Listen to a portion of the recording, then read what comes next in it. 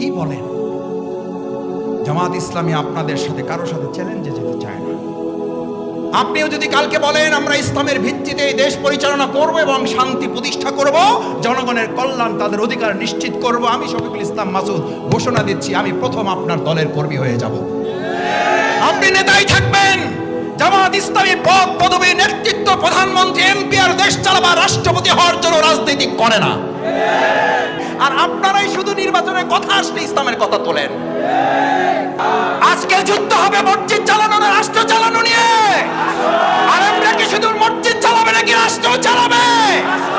এটা কি হুজুরদের সুন্নাত, রাসূল সাল্লাল্লাহু আলাইহি ওয়াসাল্লামের সুন্নাত? ব্যবসা করতে চায় যারা ধর্ম ব্যবসায়ী, তারা ধার্মিক নয়। কে যেন আজহার নাকি মাজার একজন আছে, আগে ওরা খাইছে এখন এরা খেতেছে না, কি বলছে না? একদল খেয়ে গিয়েছে আরেক দল খাওয়ার জন্য নাকি বসে রয়েছে। জামাত ইসলামী ধর্ম ব্যবসা করে, আর আমরা নির্বাচন আসলে শুনি লা ইলাহা ইল্লাল্লাহ নৌকার মালিক। এই পর্যন্ত শেষ। দানের শীষে বিসমিল্লাহ। জামাত করে না সবাই মিল্লা করে? জামাত ইসলামী সারা বছর ইসলামের কথা বলে, সারা জীবন ইসলামের কথা বলে, আর আপনারাই শুধু নির্বাচনের কথা আসলে ইসলামের কথা তোলেন। প্রকৃত ধর্ম ব্যবসায়ী কারা? এদেশের মানুষ তা ভালো করে জানে। কথা কইলেই তো রাজনীতি। বিসমিল্লাহির রহমানির রহিম, কুনু মা'আস সাদিকিন। আল্লাহু আকবার। আল্লাহ নির্দেশ, নামাজের মতো, রোজার মতো নির্দেশ।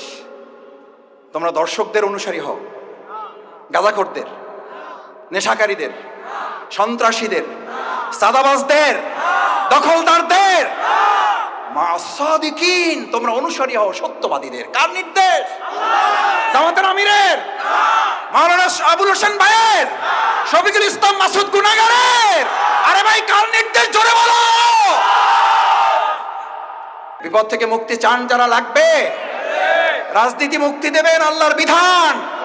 ওই আল্লাহর বিধানে রাজনীতি যতক্ষণ চলে অতক্ষণ ওটা রাজনীতি, না হলে ওটা সাতানাতা হাবিজাবি নীতি। আমার ভাইয়েরা, হাঁসের মধ্যে একটা নাম আসে, ওইটার নাম কি? কি হাঁস? সবচেয়ে ছোট হাঁস যেটা, ওইটার নাম রাজাহাঁস। সবচেয়ে ছোট মেস্তুরি যেটা, ওইটার নাম রাজমেস্তুরি। সবচেয়ে ছোট রাস্তার নাম রাজপথ। সবচেয়ে ছোট ঘরের নাম রাজপ্রাসাদ। আরে কপাল পোড়া বদনসিব, কেন বোঝো না? হাঁসের মধ্যে বড়টা যদি রাজহাঁস হয়, মেস্ত্রির মধ্যে বড়টা যদি রাজমেস্ত্রি হয়, প্রাসাদের মধ্যে বড়টা যদি রাজপ্রাসাদ হয়, রাস্তার মধ্যে বড়টা যদি রাজপথ হয়, নীতির মধ্যে বড়টার নাম ইসলাম, ওটার নাম রাজনীতি, বাকিগুলা সাতালে তাহাবি যাবে।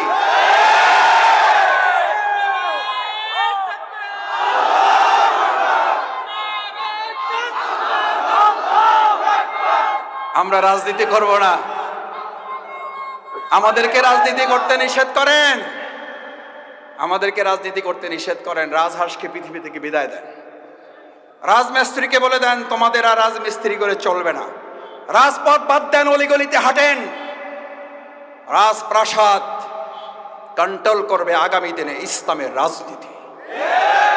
ইসলামের রাজনীতি যাত্রাবাড়ি মসজিদে ইমামতি করবে, গণভবন, রাষ্ট্রভবন এবং আমাদের বঙ্গভবনে ইমামতি করবে ইসলাম। আমি একটা কথা মাঝে মধ্যে বলি, ইসলামের নীতিতে মসজিদ চলে বলে মসজিদে গেলে শান্তি না অশান্তি? ও ভাই, মসজিদে গেলে শান্তি না অশান্তি? ওটা কিসের আলোকে চলে? ওই আল্লাহর বিধানের আলোকে যদি এই সমাজটাও চলে, তাহলে ওখানে শান্তি না অশান্তি? শান্তি না অশান্তি? আমাদের কপাল পুড়েছে তখন যখন আমরা বলেছি শান্তি চান কি চান না, সবাই বলে শান্তি চাই। এরপর যখন বলে ইসলাম চান কি চান না, কয় ভাই চাই মসজিদে কিন্তু বাইরে না। রাসূল বলছে না, বলে নাই সমাজের সবচেয়ে সুন্দরী লাগবে, বুঝছি তো তোমার একটু চাই, আচ্ছা ঠিক আছে লও, কয়টা লাগবে লও, বলছে না বলে নাই?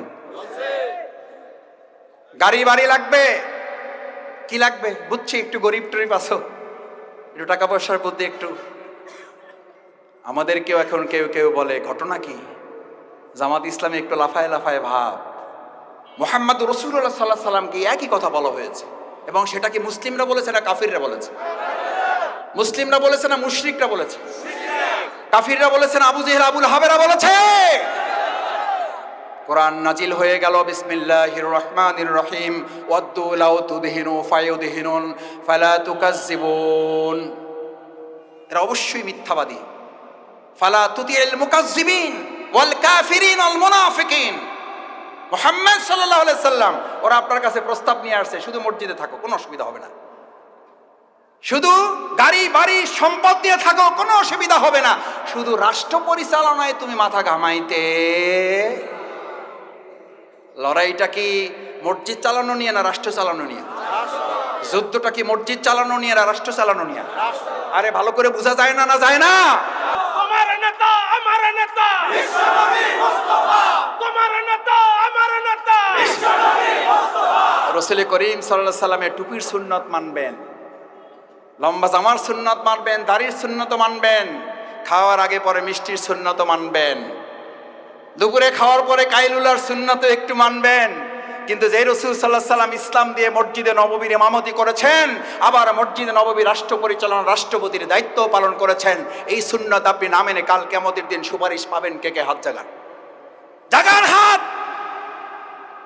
তাহলে শফিকুল ইসলাম মাসুদ রাজনীতির কথা বলবে না। তাহলে শফিকুল ইসলাম মাসুদ মসজিদ পরিচালনার বাইরে রাষ্ট্র পরিচালনার কোনো ওয়াজ এখানে আর করবে না, ভবিষ্যতেও বলবো না। আর যদি না বলে, রাসূল করিম সাল্লাল্লাহু আলাইহি সাল্লাম বলেছেন, সত্য কথাটা বলতে পারে না, ও হচ্ছে বোবা শয়তান। আমরা বোবা শয়তান হব না, বোবা শয়তান থাকবো না, বোবা শয়তান কাউকে হতেও দেব না। ভবিষ্যতে যদি কেউ এই সময়ের অবমূল্যায়ন করেন, ভবিষ্যতে যদি আল্লাহর কসম খাওয়ায় সময়কে কেউ বুঝতে ভুল করেন, ভবিষ্যতে যদি কেউ এই সময়কে আপনারা আবার ফ্যাসিস্টের মতো কেউ ব্যবহার করেন, মনে রাখতে হবে আপনার আমার কপালে হয়তো ৪৫ মিনিট না ৪৫ সেকেন্ডও আপনার কপালে জুটবে না। আপনি হেলিকপ্টারে ওঠার সময় পাবেন না। কারণ এটা কার কসম? না, এটা তো জাতিসংঘ মহাসচিবের কথা বলছে।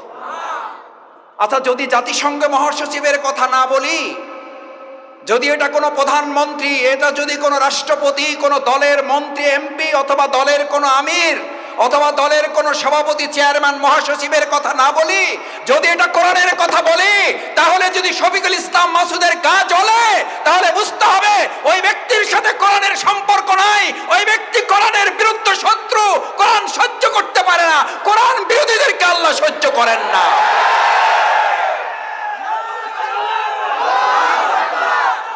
তাহলে আপনার কোরআনের কথাই যদি বলি, তাহলে আপনার জ্বলবে কেন? আবার মজার ব্যাপার হচ্ছে, আমরা কোরআনের কথা বললে বলে যে নামাজের কথা বলেন, অসুবিধা নাই। হাদিসের কথা বলেন, অসুবিধা নাই। রোজার কথা বলেন, অসুবিধা নাই। হজের কথা বলেন, অসুবিধা নাই। মাসুদ ভাই, আপনারা তাহাজ্জুদের কথা বলেন, অসুবিধা নাই। শুধুমাত্র রাজনীতির কথাটাই বললেন না। আচ্ছা, আপনাদের কাছে জিজ্ঞেস করি, ওয়াল আসর, গোটা মানব জাতিকে আল্লাহ বলেন সময়ের কসম, খবর রাখো, সাবধান থাকো। এই সাবধান কি আল্লাহ তাআলা শুধু হুজুরদের জন্য বলেছে?